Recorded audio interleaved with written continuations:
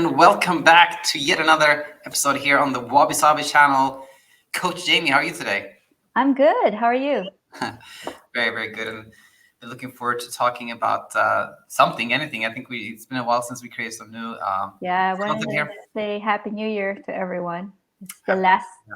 day of January. I was like, oh, we got one episode in. That's great. So yeah, we will talk today about pressure points, which is something you taught me about. And we're going to see what these are and how we can learn from that. I think a lot of parents are going to recognize themselves when we go over these topics. So basically, what would you say what is a pressure point and where does this idea come from?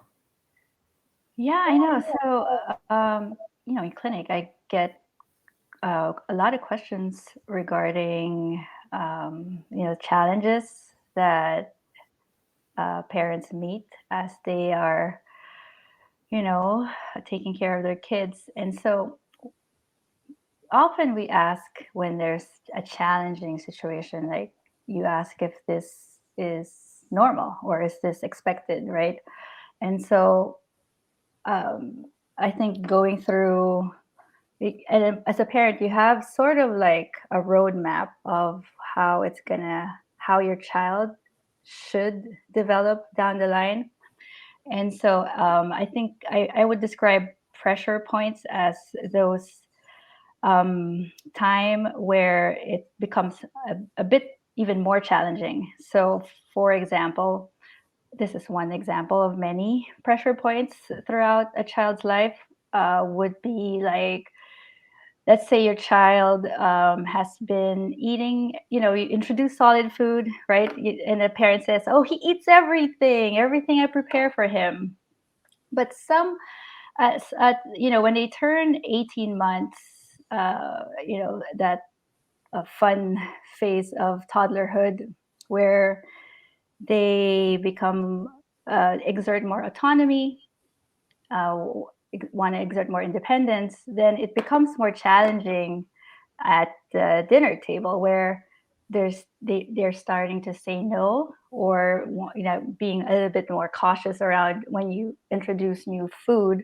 And so that creates this power struggle between a parent and a child. And so, but then when I explain to parents, well, that's developmentally, that's a normal part of a child's path where he should be a little bit more cautious of what he's what are you giving me, like is this safe to eat, or even actually think, do I even like this, so in a way it represents uh, a good thing, which is your child is developing cognitively, making sure that he's safe for whatever food you're trying to feed him. But then again, even though you try to reassure that this is normal part of development, it doesn't take away the fact that it creates this, again, struggle, right? Yeah, so that is a That is a a pressure pressure point. point. Yeah. Well said. I wrote it down like this. When Hmm. typical developmental changes can create struggle for us parents. Sure. And with the one you mentioned, I think a lot of people can relate to that one. Now, what wasn't obvious at all to me was that we do have these pressure points when it comes to a child's like sleep journey, or when it comes to development as it relates to sleep as well. And you pointed out one of them, and we'll start with this one, which is object permanence. Tell us about this and how it can create some Yeah, struggles. I think I told you about this when a friend of mine texted me because her baby is 10 months old, and she's like, well, you know what? He's been sleeping throughout the night since he was 4 months old, and now he wakes up at 1 a.m. and he's just crying out loud, and I don't know. I have to go to the room and just try to pacify him. And she's worried, right? So, like, is this it? Is this like, after all those weeks of sleep training, he's started to cry again in the middle of the night? So object permanence is that understanding that an object or a person continues to exist even if you don't see that person or object in front of you. So, and then again, that represents like it represents cognitive development. So it's in fact scientists, they studied this where there's a blanket, and then, well, there's a toy, and then they try to hide the toy from the baby, and though some of the babies who just start crying, they just disappeared. uh, and some babies, they try to like look below them, around the blanket, so they know that that toy didn't just disappear, that toy is somewhere. So that's how they kind of delineate which babies have developed object permanence and which babies have not. So for a baby who then realizes to wake up at the middle of the night, so it's like, oh, if I cry, I know my mom's gonna come and get me, at some point. So I know my mom is somewhere in the next room. And so again, that reassurance that that's part of normal development is great. But again, it doesn't really solve. There's still struggle because you're still waking up in the middle of the night because your baby's crying. So that's one pressure point that relates to sleep. Very nicely said. So a child again realizes that they wake up in the night and they still have a mom or a dad. They They still still have have a a mom, parent. and They're just yeah, not here. They're somewhere, and they can cry because they feel they maybe feel unsafe or alone, and they want them there. And we talked about typical age, maybe around 9 months or something nine, like yeah. this. Hmm. And we'll get, of course, as you're tuning into this, like we'll get to like how we can meet these pressure points as we have gone over them. So that was object permanence. Second one, fear of the dark. Tell us about this one. Fear of the dark. So that's typical for maybe preschoolers, right? Toddlers, older toddlers and preschoolers, they're really attached to their parents, right? They have this is, I would say, signs of two. I would say this again. This comes up as a pressure point at bedtime when they are stalling. They don't want to leave you, and they're afraid of the dark. And again, it represents again, normal part of development. They have an active imagination. It's also a representation of good memory. They may have read something or watched something during the day that reminded them of something scary. It also represents good attachment, right? So that means you are their um, safe person, like you mentioned earlier, and that, and then bedtime to a toddler or preschooler is a time of separation. So if you can imagine, I heard this from a psychologist. Um, it's the same thing when you drop them off at daycare or preschool, where it's a time to separate from mom or dad. And so if you imagine, that's when that fear starts. And add to the element that it's dark. You don't know what's lurking in the dark. That is, a good sign that um, their alarm system is working. That that that part of the brain that actually helps us scan for threats is working. So again, I try to frame it as these are all reassuring that their their brain is working well. They have great imagination. Their attachment is great. That means you're their safe person. But again, it doesn't take away the fact that there's still, you're tired. You just want to get to bed.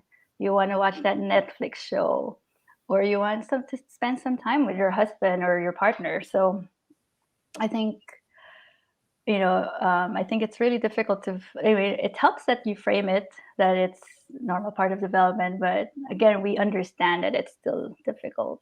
Yeah, Well said. Well said. I have yeah, really nothing to add to that one. And we'll go to our third and last pressure point, which happens actually quite a bit later. This is when kids have these like delayed sleep preferences, and we before we started treating said, okay, I'll talk about this one because I'm maybe more familiar with this than yeah. you. I did. I want to, before you explain this. I read somewhere like, do teenagers teenagers have a hard time sleeping because they go to the disco, or do they go to the disco because they have a hard time sleeping? That's just stuck in my brain, you know. Like, yes, yeah. The disco. That's kind of like that kind of like ages this, this expression a bit, but or dates it, I should say. But yeah, that's a good question, and we'll get to that one actually. Let's start with saying that delayed sleep preference typically, something we see in teenage years, and this is basically when a child starts wanting to sleep late and wake up and start their day late. And often, as parents, we haven't gotten there yet. Our kids are still small, but I remember when I was a teenager, a lot of like my friends' parents were like, "Oh, my kid is so lazy, he doesn't want to do anything, just wants to sleep all day," and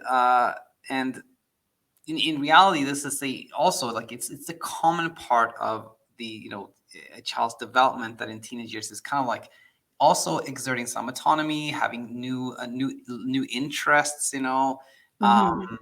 etc. Now, to what degree is this kind of like a biological change, and to what degree is it just a representation of like behavior, like Behavior, right, behavior? right.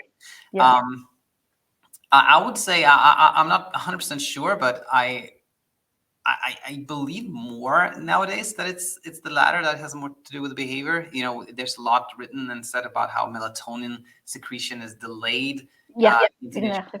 Hmm. Then it's kind of a chicken and egg thing, maybe Right, right. because we did decided that we want to stay up later and get up later, and therefore that melatonin secretion changes. So I'm not sure, but I want to say again, the point here is that this can become this pressure point where, on one hand, as a parent, it can help to see that, well, this is so common, so typical for teenagers. Millions of teenagers have this type of behavior. Millions of parents that go through this, but it can also be frustrating, of course, when you have plans for the day and you're kind of getting tired of having to like nag your kid to get up, every single Saturday or Sunday when this typically happens, because otherwise there's school. But this is another pressure point. So now that we have, we've talked about what they are.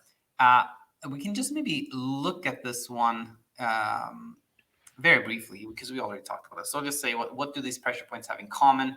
Well, we mentioned several times that they show that we actually have a typically developing child. This is all very typical, normal part of development, and which can lead us to this one too. They can also show us that we react in a way that is similar to other parents, and sometimes this, how we react, is where the sleep struggles actually often come from.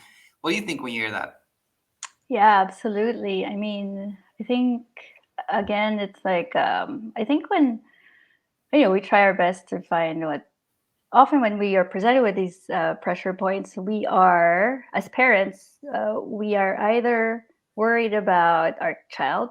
Again, like, is my child typically developing, or does this mean there's something wrong with my child? Or two, we're worried of how we're perceived, our parenting skills, because you were socialized to think, as parents, we are able to provide the way we parent, then as a consequence, then that means they're sleeping well, or they're eating well, or they're functioning well during the day.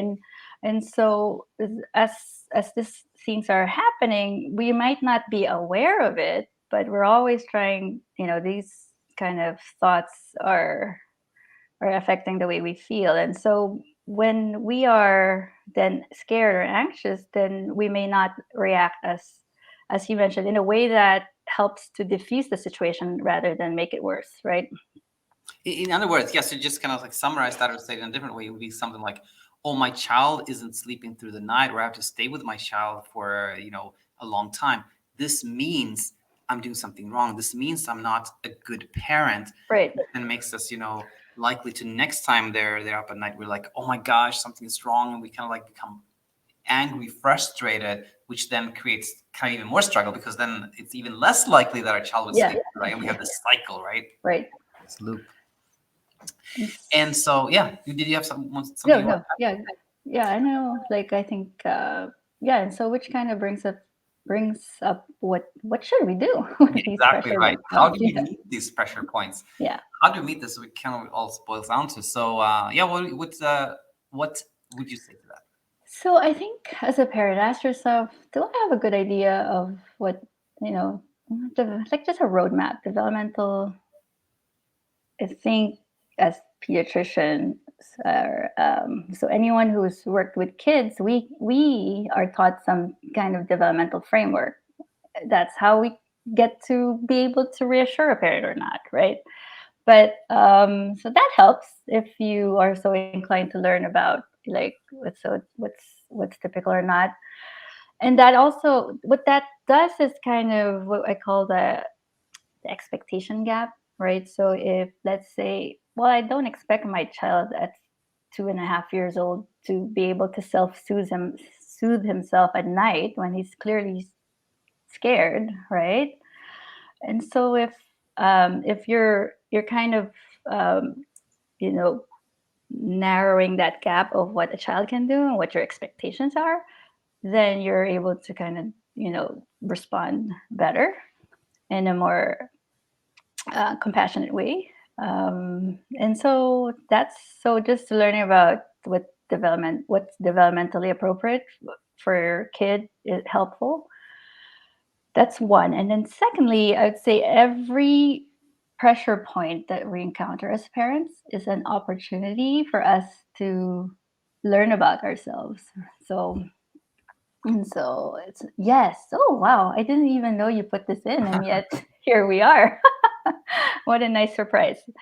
Um, so maybe I've said this to you before, but I think you know as humans, we learn from, I would say, pain points, struggles, or as human beings, we do. But I think, you know, as parents, uh, we don't realize that each time these things come up, you can like ask yourself, oh, why is this so triggering to me? You know, just ask about why. Again, it may be because you're worried about something in your child, or it may mean something about the way you parent, and sometimes it can even mean like come up with how you were how bedtime was for you as a child. All these things, just nothing, all to like learn about why this is triggering for you. So that's an always helpful approach. Yeah, nicely said. And it's interesting. Uh, as you were talking about, like when we learn about development, it can reduce that gap between what we think, like, oh, my child should be able Should, to do this, yeah. but they're only doing this. There's a gap, right? That can create some friction. But it's the same thing, kind of inside ourselves, Inside, like yeah. when we learn that, oh, this is the same for other parents, like other parents go through the same Mm. struggle. Then it can reduce that gap we have the, inside us, which is the gap between the, like, oh, this is the ideal parent I should be, and this is Yes, the parent I nice, am, right? And right, when yeah, that gap closes, so yeah, we yeah, have much more peace, right? yes, absolutely. That's nice. I like that a lot. So we can kind of summarize it there, that education and kindness leads to where we want to be. We have peace of mind, and we see peaceful sleep at home. So let's conclude there. Uh, Yeah, that was fun. If you have any questions or comments about some of these things we're trying to talk about here, please put it in the chat box. We appreciate you guys following us. Absolutely, that's the comment section, chat box. Oh Is yeah, sorry. I otherwise, just see a StreamYard. Yeah, I I forget know. this YouTube channel. Yes. Very well. We'll conclude there. Thanks so much for tuning in, and we'll see you next time. Bye guys. See you next time.